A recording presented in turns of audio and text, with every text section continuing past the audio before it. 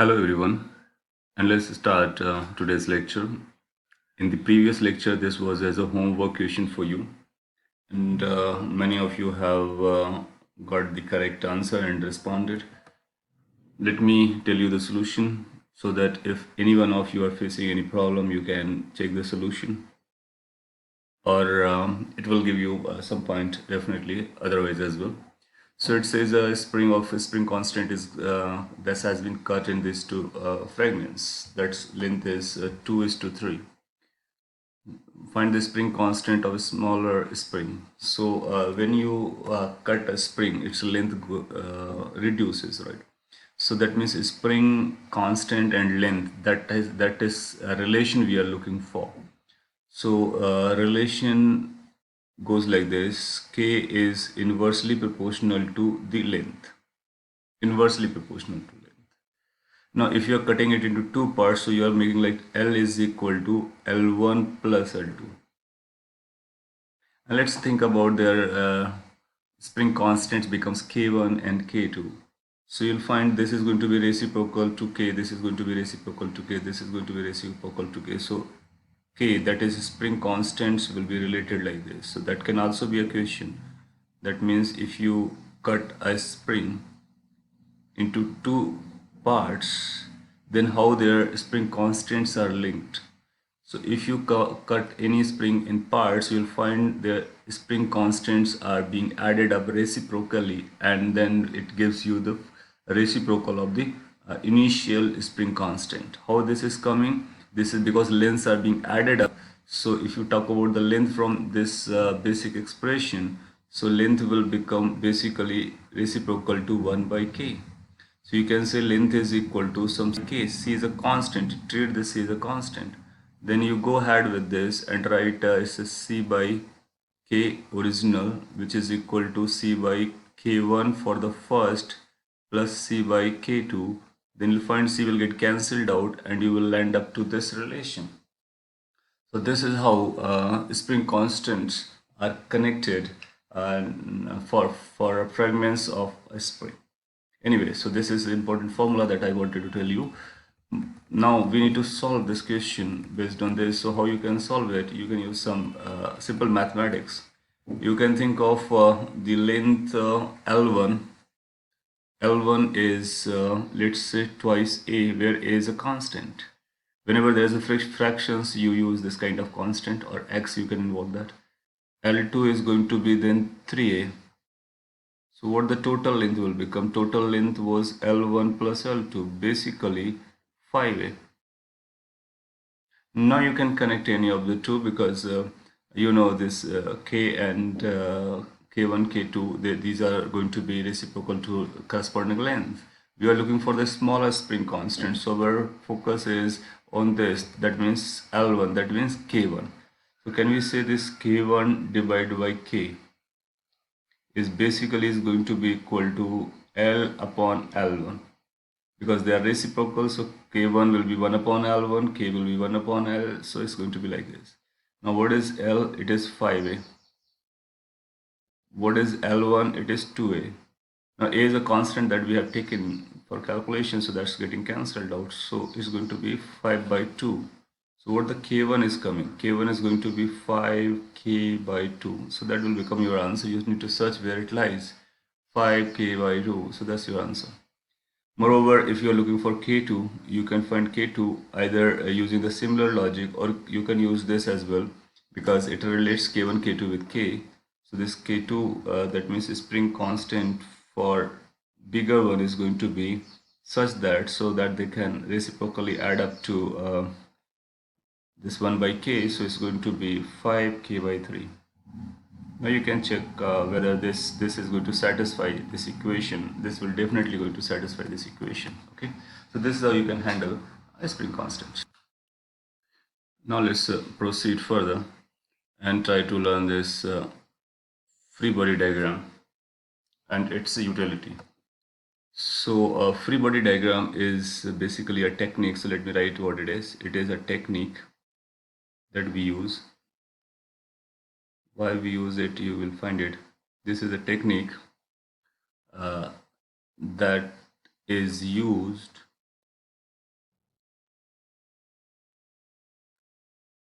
to draw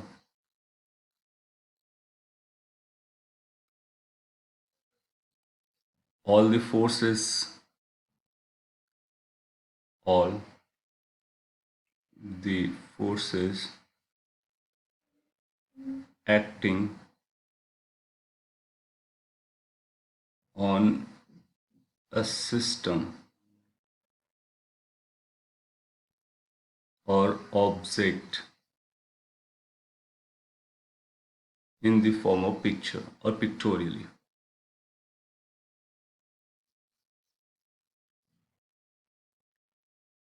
So this is basically a technique. This technique will help us to identify or to see all the forces that will be acting on this any object or a system for that matter.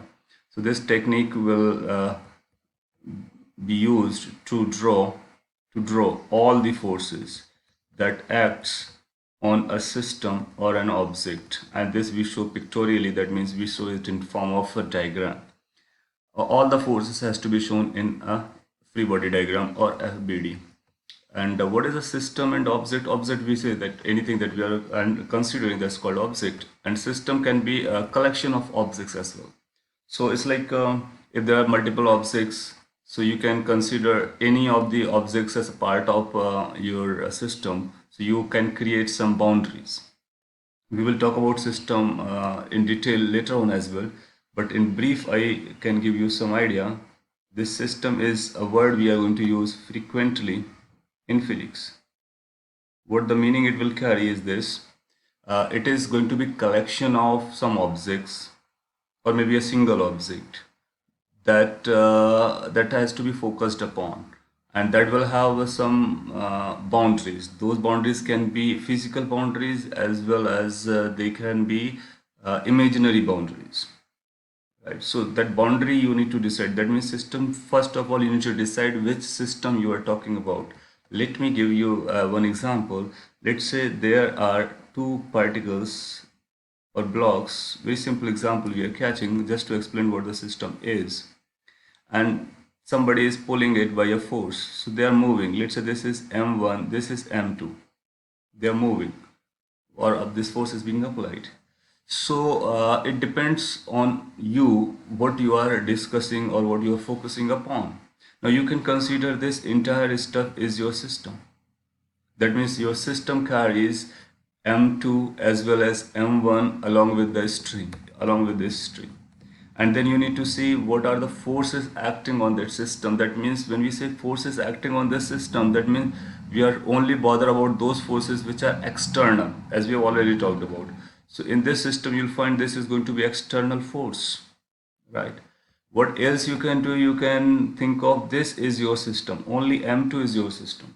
If you're looking this m2 as your system, then everything else is going to be external, or that everything else is going to be surrounding. You can consider m1 system. If you consider m1 as your system, then only m1 is going to be your system and everything else is going to be surrounding. So everything else will apply a force on m1, that will be external force. Even if you can consider this string as your system, or you can consider string plus m2 or any combination that you can think of. So whatever combination you think of, that will become your system, and that boundaries can be physical or imaginary. For instance, if you're considering this m2 as your system, so it has a physical boundary. So these are the boundaries of the system. So string will be external. So this force that string applies in the tension will become external force. Okay. And even if you can think of half of the string with this m2 as a system, so this half of the string does not have its boundary, but still you can think of. So you need to draw like this. This is your m2 and this is half of the string. That's your system. That means now string will have tension at this point. This tension will become external because it is not the part of the system, or it is acting on the system from external, because this string is connected by the rest of the half string that we have not considered as a part of system. Okay, so system is like any part of the arrangement or entire arrangement that you are focusing upon, and it helps us to categorically state what we are focusing upon, on which we are drawing the forces. So on which you need to draw the forces, first of all you need to decide that that's your system. And apart from this system, whatever else is, that's called surrounding. And if you add the surrounding plus system, then it becomes universe. So this is the language. So what is a universe? Universe is combination of system plus surrounding. And you focus on the system, that's your focus. And whatever is left over, that's called surrounding. If you combine all them together, that becomes universe. So that means apart from this system, let's say you are considering this as a system, then everything else that exists is surrounding. Okay, so we will say the forces applied by the surroundings are external force, whereas the forces applied by within the system, they are internal force. Okay, so this technique, and we are just trying to learn how this technique works. So first of all, this technique is going to help us to draw all the forces. Once we are able to draw all the forces with the direction, then you will find you will get some vectors. And then vectors added up to find the net force. So we can find the net force. And how to find the net force? We have understood finding net force is a addition of individual forces you learn in the vector. So what you need to do, add them up, all the force, finding what the net force that is acting on a given system. Once you get the net force, then you can go for the Newton's law that we are going to talk about, F equal to ma, and you can find the acceleration of any part of the system, whether it's a complete or a particular block. Now let's take an example and try to use this technique in this example. Let's say this is the arrangement that has been given to us. Here there are two blocks. Blocks are named as by their mass. So this is M1 mass block. This is M2 block. And forces F1 and F2 are acting. So whatever these forces are there that you can see, or such forces that are shown like this, they are external force. That means somebody from outside are applying the forces on this. And these are the rigid support. That means they are fixed and they can't move. So you'll find this M1 is being pushed, M2 is being pushed downside, so this system will not be moving anymore. Anyway, motion and acceleration we will talk later. First we are focusing on how to draw the free body diagram. That means how to know what the forces are acting on different blocks. Now here choices are what the system we can consider. We can consider M1 as a system, we can consider M2 as a system, we can consider M1 and M2 together as a system. So we will try to draw all the free body diagram. So let's say I'm drawing the free body diagram, and you need to learn how we are drawing this. So let's say we are drawing free body diagram of M1. When I'm writing free body diagram of M1, that means M1 is being treated as a system. System is M1, anything else will be surrounding, and that will be applying a force on M1 that will be counted as external force. So what you need to do, you need to draw this M1. Now in this Newton's laws of motion and beyond, you can draw this M1 of the size it is looking like, or or even you can go for simply a point. Both are going to be giving this idea what the forces are acting, because when we calculate these forces and net force, we do not require dimensions of the object.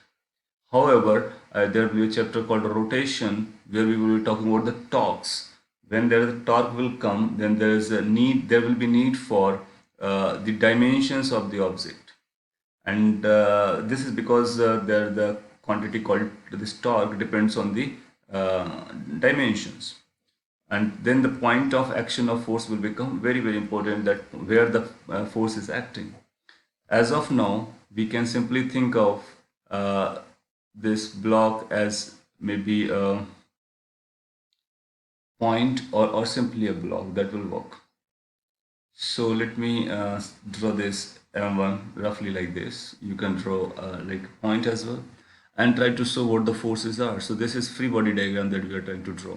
Forces. So first you need to imagine or think about any non-contact force. So you'll find, yes, there is a non-contact force, gravitational force, and you have talked about that. It acts toward the surface of Earth, that is downside. And how much it acts? The mass, which is M1, into gravity, that is G. So this is one force which will be more or less present every time. And then you need to see M1 contact. M1 contact. So M1 is directly experiencing this force. So this has been shown already. So So you need to draw as such because this is already given to you. So there's going to be force called F1 acting like this. F1 acting like this.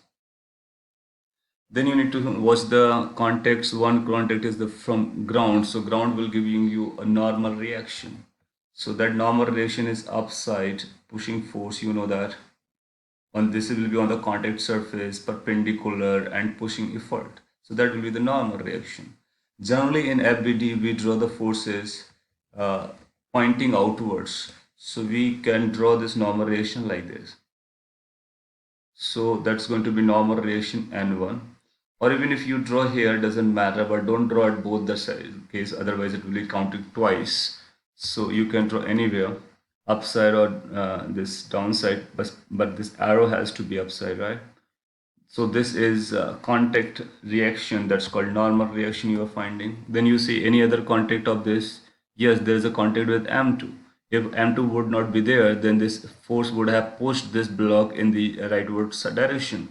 Hence, you will find M2 will be giving a normal reaction. So again, reaction will be perpendicular to this, and it will be pushing in nature. So you can draw like this.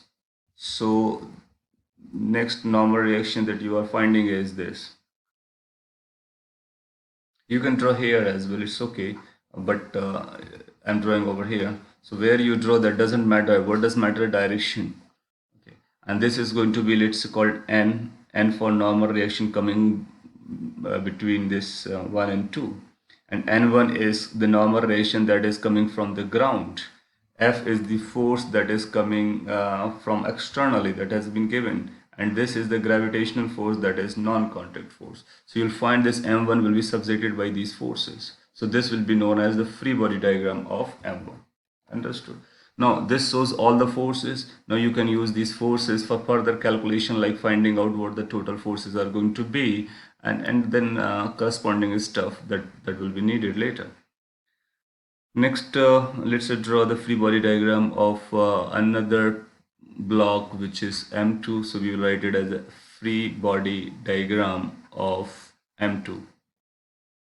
Now this time we are considering M2 as our system. M2 is system, everything else is surrounding. Let's draw this. F2 has been given to you, so you can draw this F2. Yes. You'll find a gravitational force downside. So that's gravitational force is going to be downside M2 into G. Right? And then you need to see the contacts. One contact is the ground, so ground is going to give you normal reaction. You can show the normal reaction upside, or it may be here. So wherever you find a space, you can show. And I'm showing in sidewise. And this is N2 that is coming from the ground on this block. Here our purpose is to draw the vectors with the proper directions, and that's what we are doing. Then you see the another contact is this with M1, so this contact is going to be here. Now third law of Newton that you must have gone through, there's always equal and opposite reaction. So whatever the force that applied this applied by M2 on M1, this is N, which is force applied by M2 on M1. You will find it will be equal and opposite acting on M2. That means you will find here normal reaction will coming from M1, and it will have the same magnitude as it was there, right? Or I could have written it by different name n dash, and we will claim this n is equal to n dash. So we can directly say whenever the contacts are there, so if you are able to write the force from one object to another, then another to one will be just opposite and having the same magnitude. So this becomes the free body diagram of block number 2, that is M2. Here you can find forces that are acting vertically are 3, and the horizontal forces is only 1 that we have shown. So one point is left, because if this cannot be alone. So this is not still completed, because one contact I just missed. Another contact is this wall. Yes. So wall will be applying a normal reaction on this surface. So what that normal reaction is going to be, that has to be drawn. And it will be pushing, it will be like this. That is coming from the wall. You can call it by another name. Let's say I'm calling it by N dash. So you'll find these kind of forces are going to act. So 3 forces will be in the vertical direction, 2 forces is going to be in the horizontal direction. Okay. Here there were four forces acting. Now we know these are, since these are vectors, so we can collect the x forces, we can collect the y forces. So we can find what is the net force in the x direction, we can find what is the net force in the y direction. Then we can use these forces for further calculations, like what acceleration is, what the force balance is, or whatever the purpose is, right? So this is a way or technique we use to draw the free body diagram. And let's say we are considering both as a system, M1 and M2 as a system, then what is going to be free body diagram? So free body diagram of a system that consisted of M1 and M2. How it's going to look like and how it will be different from the earlier. So you will say this is M1, let's say, and this is M2, some sort of this. They are having the same, this horizontal downside because they're touching, right? Some sort of this. So what you're going to do, now you're going to consider this is a single body. And this is a single body, that means these reactions that were acting in between, they will not be shown because this become now internal one. You will say this entire is touching the ground, so this is going to get a reaction from the ground. That you can call it as n, or any name you can give for that purpose. Now this n and this n is not common, so let's say I'm writing it as nr. Moreover, there will be a gravitational force acting downside. What that gravitational force is going to be? It's going to be m1 plus m2, the total mass, m1 plus m2 into g. So that will be gravitational force and the normal reaction. Then you see there was another force acting like this, which was F1. There was another force acting was this called F2. And this is another contact surface that is external or externally in contact. So this will get a reaction. That reaction will be, you can call it as N dash or any name that you want, right? N dash, let's say I'm writing N dash. So you'll find for M1, M2 considering as a system, you'll find these are going to the forces. Gravitational will be there, then this is a contact ground, this is another contact, and from these contacts normal reactions will come, and these forces are external, that has to be shown. But you can think of, and this which was the internally coming, it is not being shown because that becomes internal, right? So if suppose we are not interested in this internal forces, then we can use this as our system. Or if we are interested on this normal reaction between the two blocks or in the contact of these two blocks, so of course this will not be beneficial because it will not give you the force n. If you want to this force n, so you need to draw them separately. What I'm trying to explain is which ability has to be drawn when. It will be depending upon our situation. Suppose somebody says find the contact reaction between these two blocks, so of course this FBD will not be proper. So you need to choose M1 or maybe M2 or maybe both together. Okay. Next important concept is equilibrium. And this is basically a very big concept that is used in physics as well as in chemistry. In chemistry, you will study about the chemical equilibrium, and in physics, we will be studying about mechanical equilibrium as well as thermodynamic equilibrium. So I will be explaining the detailed version later on. And here, equilibrium means entire equilibrium you can think of. Particularly, our purpose is with the mechanical equilibrium because we are talking about this mechanics. So equilibrium basically is going to refer as mechanical equilibrium. Mechanical equilibrium. And this mechanical equilibrium is going to be condition of a system or any object such that the net force acting on that system is going to be zero. So you find if any system or any object is found to be in equilibrium, then the system will have net force zero. So the system will have net force zero. Will have no net force. Have no net force. Now, prior to this, you have understood a technique. Using that technique, you can find or you can draw all the forces. Once you can draw all the forces, then you can add them vectorially to find the net force. And once you are able to find the net force, and along with that condition, if the condition of equilibrium is given to you, then we can claim that net force is going to be zero, which we can also call as that the forces are balanced. So whenever the net force is zero, we will call in other term that forces are balanced. Forces are balanced. So sometimes forces are categorized balanced forces and non-balanced forces. So what are the balanced forces? If the net force is zero, that means the forces are balanced. If the net force is non-zero, the forces are unbalanced.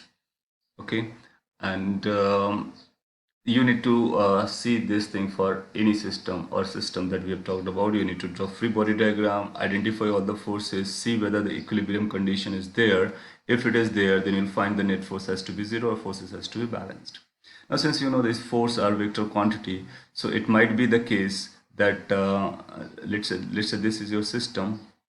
Let me draw. Sometimes we draw the system like this. That means this is anything that you are considering, and this will be having couple of forces that you can see by using a free body diagram. Ultimately, you will find that all the forces can be made component into two directions. One is along the x direction, another is along the y direction. Or if it is three-dimensional case, then you can think of the z direction as well. And ultimately, you are going to get the net force in the x direction, net force in the y direction. Now, this x direction and y direction, they are independent of each other. And I hope that you have understood what I have drawn over here. What I have drawn, let me explain. This is a system, and you draw the free body diagram, write all the forces, make the component, collect them along to x direction, along y direction. So these becomes the final components. And these two components are independent because they are at 90 degree.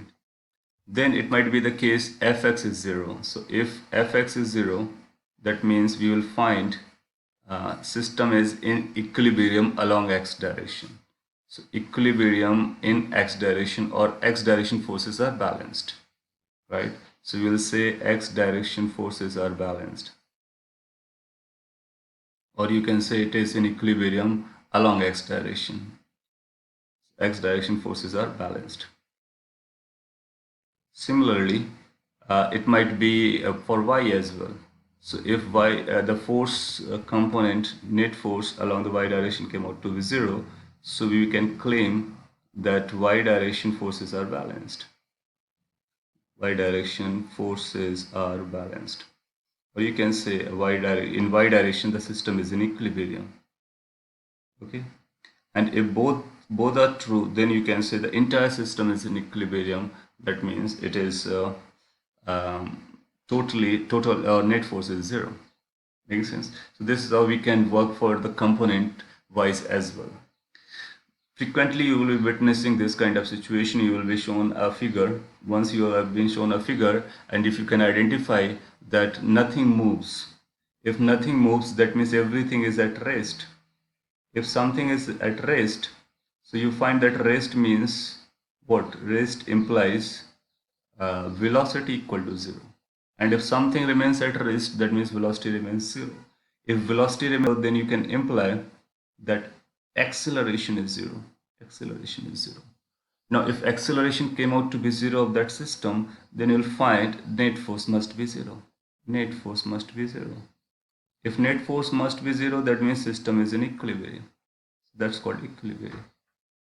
So sometimes we identify in this manner, that if something is at rest, velocity is zero. If velocity is zero, and then you'll find A is zero, then net force is zero, then system is going to be in equilibrium.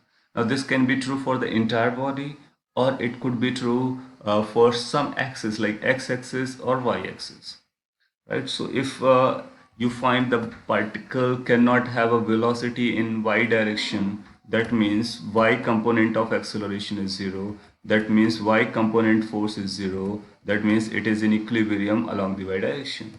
Similarly for x, or similarly for both. So this is how you can think of by looking at a figure whether the system is in equilibrium or not. This is I am telling because sometimes they may not use the term equilibrium. If they are using the term equilibrium, then it's fine and good. You'll find the net force, put it 0 and simplify it. If they are not saying it is to be equilibrium, then you need to see and visualize whether the system is at rest or whether the velocity is 0. Or even if you can find the velocity is constant, then still acceleration remains 0. So you can connect that with that part as well. So if somebody says particle is moving with uniform velocity, so if v is found to be uniform, velocity is constant, can we further still claim the same thing? Yes. Constant velocity means acceleration 0. Acceleration 0 means net force 0. Net force 0 means equilibrium. So you can, and if you go backward, then you'll find you will be having two options, right? If something is at equilibrium, net force has to be 0. If net force 0, acceleration has to be 0. If acceleration is 0, there are two cases. Either it will be having 0 velocity or it will be having constant velocity. Right? So point is, if something is at rest, we can guarantee that it is going to be at equilibrium. If something is moving with a constant velocity, then we can guarantee that the system is in equilibrium, but not otherwise. If system is in equilibrium, we cannot guarantee that the system is at rest. It might be moving with constant velocity. That means otherwise there are two options, and this wise there's one option. Okay, you might got this important point. Now let me give you some example where we will be using this condition of equilibrium and free body diagram technique in order to solve the problem. So let's consider this first basic example, very basic example from the point of view of applying the concept that you have learned. And once we have understood the concept, the way we apply for deeper questions or better level questions, we will be doing the same thing again and again. So let's see that this block is, or the system is it in rest or in equilibrium. So you know this rest indicates equilibrium as we have just talked about.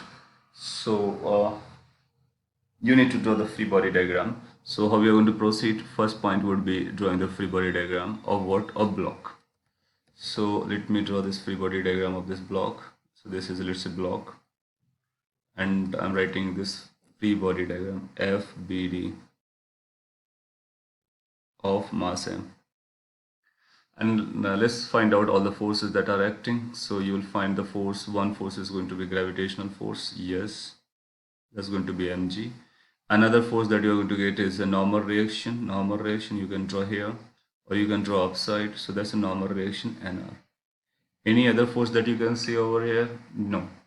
And these are the two forces that are acting, because this is a non-contact force and this is the only contact that it is experiencing. Hence you'll find one normal reaction. Now since it is at rest, so net force will be 0.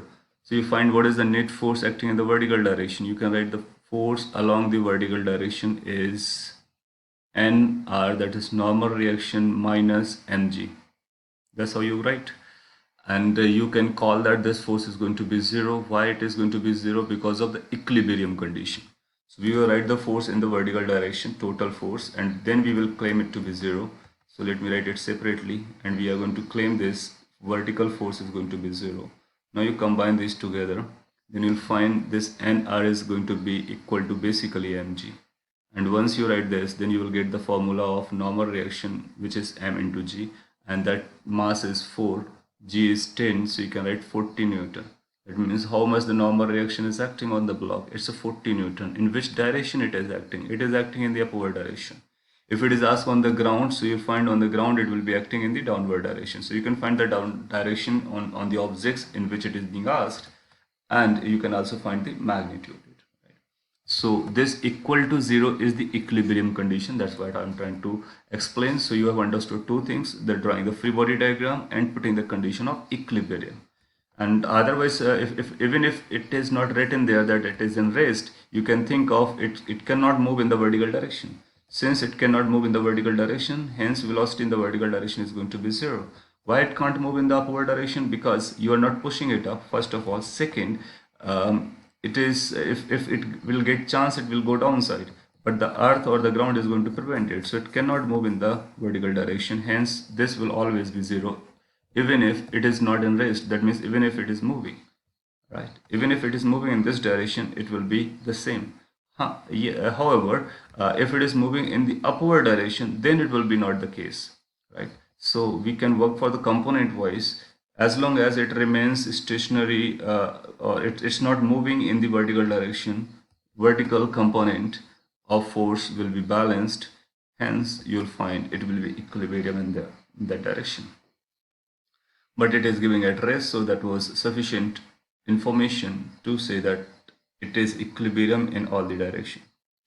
And this was in rest, so how it is in equilibrium in the x direction? Because you know in the x direction net force is already zero, because in this free body diagram you can see no force in the direction of x. So fx is automatically zero, and fy is something that you need to apply as a concept to make it zero. So it makes the entire equilibrium. Okay. Now let me give you another question. So this B part has this figure, you can see the figure, and in figure this mass, the block that is placed over here, and this angle is theta. This is inclined plane that you have gone through, and still we need to find the normal reaction, and system is at rest, that means block is not moving. So and let me give also these numerical values. Let's say m is the same block which is of 4 kg, and let's say this theta angle of inclination is 30 degree. So these values we can place later on. First we need to learn what the concept is and how we are going to apply that. So first point would be to draw free body diagram. So let's draw free body diagram of what? Of single, there is a single block, so that automatically will become your system of M.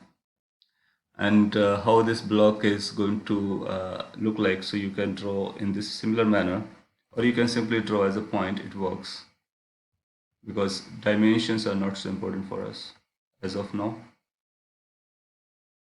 So this is a block, and what are the forces it is going to subsect it with? So you'll find one force will be because of gravity, so that's a gravitational force, mg, you write it. Another force that you can think of is going to be normal reaction, which is going to be perpendicular to this. So perpendicular to this contact surface, perpendicular to this contact surface is going to be like this. So I'm drawing it outward, so that's normal reaction. You can write it as a normal reaction. This is the normal reaction you need to find. There will be some other force acting on this as well. What are they? We will find later on. But these are the two forces that we can think of. Now, of course, these two forces cannot make it stationary, so it has to be some other force has to be there. But what we can do, we can make the component of this mg. You remember the g concept. If this is a g in inclined plane, we used to write it as g sine theta from kinematics, and perpendicular component used to be g cos theta, right? Similarly, if we multiply this with m, so that will become force of gravity. Everything else has to be multiplied, that means component also has to be multiplied. That means you'll find two components of this mg force, and one component is going to be downside along the inclined plane, that will be mg sine theta. Now you can remember, whenever there is inclined plane, so force along the inclined plane is going to be mg sine theta. Why g sine theta? Because g becomes g sine theta along the inclined plane. Another component is going to be perpendicular to that inclined plane, that is going to be m into g into cos theta. Now one thing is definite, that this block in this particular condition cannot move in this direction. That means perpendicular to the inclined it cannot move.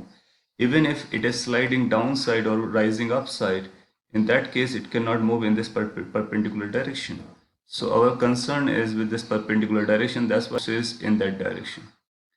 Yes, there will be another force, because everything, if it is at rest, there is going to be another force acting. That force has to balance this force. If nobody is coming to balance this, then you'll find this block will be pulled downside by this force. That's called mg sine theta. Later on, you're going to learn that this contact will give you another force called friction, and that will be coming opposite to this. So we can say for the time being that there is going to be another force coming from this contact along the contact. This is not the normal reaction. Why? Because it is not the perpendicular to the contact surface. Rather, it is parallel to the contact surface. And this let's call F. Later on we will be learning about it in detail. and that will be called friction. And this friction will prevent it to slide down. Now, if friction is not present, that means if it is smooth, this will bring this block downside. So our focus is not as of now on this friction. We are working on this normal reaction. So can you think of this normal reaction now is going to be equal to how much? Can we say this force along this perpendicular direction must be balancing each other? Yes, they should be balancing each other. So you can write that force, which is normal reaction, is going to be equal to, which is mg cos theta. So you write it as m into g into cos theta. You can remember this as well. For inclined plane, normal reaction comes out to be mg cos theta, whereas the horizontal plane comes out to be mg if there is no other forces are acting. If other forces are acting, they will have different values, of course. So how we calculate their value? By drawing the free body diagram and applying the condition. Now can we find this NR now? Yes, we can easily find out by putting the values. M is 4, G is 10, cos theta is 30 degree. So you'll find it's going to be 40, cos 30 is root 3. So that will come 20 root 3 Newton. You can put the value of root 3 if required. Answer. So the normal reaction acting on the block is going to be equal to this. Now you might this might be coming in your mind that why not we make the component of a normal reaction instead of making the component of mg. So again, the idea is if you make the component of normal reaction, there's no harm. But the point is how to use the condition, and the condition that we can use is this, that this block cannot move along the direction perpendicular to the inclined plane. So we can see that the perpendicular to the inclined plane forces must be balanced. That means this equilibrium will be always there. Hence, better is to draw the forces perpendicular as along. Hence, we made the component of mg and not of normal reaction. You can also make the component of normal reaction, of course you can make, but you need to later on search for such a condition which can give you the equation, and that can help you to find the answer, right? So that you need to think about. And if everything is at rest, that means then you can make component in any two perpendicular direction, it will give you the same answer. But you'll find if you are making the component along horizontal and perpendicular, then this f will come into the play. Then you need to know what this f is. As of now, you don't know this f, so better would be to stick to this and find this normal reaction like that. Okay. Now let's consider this next problem, and that's also related to equilibrium. It says find tension in all three strings. So there are three strings. One string is this, second is this, third is this. Three strings are connected, and there is one block which is connected. This angle theta has been given to us as a 53 degree, and mass is given as a 5 kg. So even though it's not written that is it in the system is in equilibrium, but you can think this is at equilibrium because it is shown like this. Mostly it will be mentioned that this is in equilibrium. So basically we are going to use the condition for equilibrium. Now, idea would be the same thing. First, you need to draw the FBD, free body diagrams, write all the forces, then claim that forces are balanced and or the net forces are zero. So first, you draw the free body diagram of block, free body diagram of block. Later on, quickly, you can draw all the things over here that will work, but I'm drawing separately just for illustration and learning purpose so that you can learn it better. Now this block will have a one force acting downside called gravity, which is going to be mg. Then you need to learn or see what are the contacts. So there is a single one contact, and that contact is here. Here the tension has to be acted. We know the tension is a pulling effort, so it's going to be pulling upside. And this is the first string, so let's call tension of the first string is T1. Now you'll find this is the only force that will be acting on this block apart from mg, because it is not in contact with any other. That means tension because of 2 will not be acting on this block.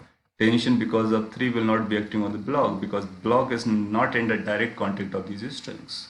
These are the only forces acting. And then you can say the forces has to be balanced. So what we can write is T1 is equal to mg. So from here you can find the value of T1, which is going to be 50 Newton. 5 is the mass, 10 is the G, 50 Newton. So T1, one answer is over. Now we need to find what is the answer for the 2 and what is the answer for the 3. So how we can find 2 and 3? Then you say where 2 and 3 they are connected. So they are connected at this junction. So here is going to be some string or some joint point. So you can draw the free body diagram of that joint point. Now you think about, I'm going to consider this as a bus system. And we can consider anything as a bus system or any part as a bus system. So free body diagram of that joint. So FB of junction or joint. How it's going to look like this particle, right? And is there any forces acting on this? You will find yes. This tension of all the three will be connected with this. Strings are connected, so they will have a tension. This will have a tension downwards pulling T1. This will have a tension in this direction along the direction of the string pulling. So that's going to be T3. Another tension is in this direction, which is along this string and pulling. So that's going to be T2. These are the forces. Now since it is also at equilibrium, so forces must be balanced. Now you can make the components into perpendicular direction. Now this is along the x, this is along the y, only T3 is not there, so we can make the component of T3. So you can say, let's you are searching for this angle, that means you are searching for this angle. This angle is same as the theta. So we can write this is going to be theta. So you'll find this T3 will have two components. One is going to be T3 cos theta. Another is going to be T3 sin theta. Can you think of? Of course you can, because we are simply following the vectors. Now you got forces along the x direction as well as forces along the y direction. So in x direction forces must be balanced because again equilibrium condition is there. So you can balance the forces, or you can all forces along the x direction and claim it to be 0. That means T3 cos theta minus T2 must be 0, which directly means T3 cos theta is equal to T2. And what? Vertical direction, T3 sin theta is equal to T1. Now T1 we have already calculated. Two unknowns are left, T2 and T3, and two equations. Mathematics says you can easily solve and you can get your answer by solving these equations. Now how can you solve? Take this, put the value of theta, which is 53 degree. And what is T3? T3 came out to be 50, isn't it? Now what is sine 53? You must be knowing that number. So sine 53 degree is 4 by 5, and that is equal to 50. Now you can do calculation somewhere else. So let me do calculation over here. And this T3 is coming as 250 by 4. Makes sense? Newton. You can further simplify it. And now once you got T3, you can calculate T2 by using this. So what the T2 is going to be, you can say T2 is going to be equal to T3 cos 53 degree. Now T3 is 250 by 4, and cos 53 will come out as a 3 by 5. So you'll find it's going to be 50, so 150 by 4 Newton. This is how you can find all the tensions T1, T2 and T3. Now my point is to catch the idea, and the idea is very simple. What need to be done if something is at equilibrium or nothing is moving? So you can go for the drawing the free body diagram of block or any junction point which relates other forces, the forces that you are looking for.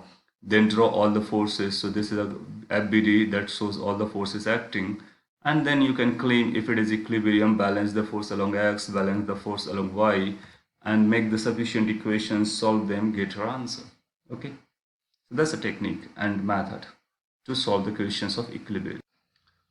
There is a question for you to solve based on the concept that you have learned in this particular video. This is the body and string connected, everything has been shown over here, and we need to find T2. So these are the options for T1 and T2. Out of this information you need to find the correct options. So finally options are there: which one is correct, which combination is correct, right? So in capital A, B, C, you need to answer. So you solve and answer. You can answer in the comment section below. And if you got the answer correctly, then that means you have learned it. Otherwise, you need to repeat everything, then solve. You will get your answer correctly. Okay. Thank you everyone for watching. Have a great time.